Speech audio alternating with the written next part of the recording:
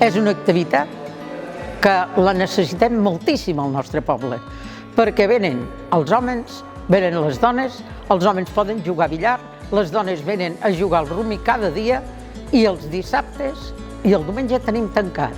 És una associació que molta gent poden parlar i poden integrar-se i totes les dones, els homes, venen a jugar al dòmino. Vull dir, estem encantats, tenim l'Ajuntament al nostre favor de tot i estem que ho necessitem, aquesta associació. Malamentíssim, perquè jo vull plegar i no puc plegar perquè l'alcalde es porta molt bé amb la nostra associació i per no tancar l'associació, perquè és la manera de comunicar-se la gent. Jo crec ara que la gent, com així que anaven al cafè, doncs ara poden anar a l'associació de jubilats.